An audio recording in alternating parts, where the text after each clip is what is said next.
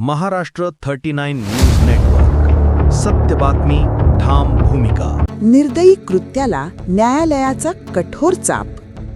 5 वर्षीय चिमुकलीवरील अत्याचार प्रकरणी आरोपीला 20 वर्षे सश्रम कारावास.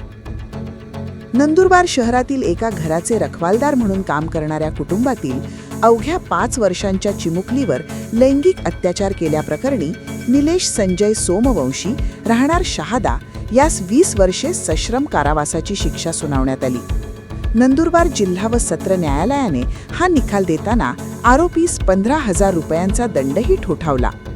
नोव्हेंबर 2023 मध्ये नंदुरबार शहरातील एका घराच्या बांधकामामागे रखवालीचे काम करणाऱ्या कुटुंबातील 5 वर्षीय बालिका नेहमीप्रमाणे खेळत असताना आरोपीने संधी साधून तिच्यावर लैंगिक अत्याचार केल्याची घटना घडली होती.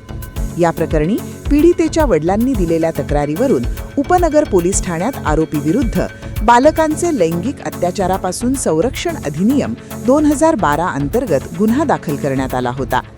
या गुन्ह्याचा तपास पोलीस उपनिरीक्षक माधुरी कंखरे यांनी केला. तपासादरम्यान आवश्यक पुरावे संकलित करून आरोपीविरुद्ध दोषारोपपत्र न्यायालयात सादर करण्यात आले.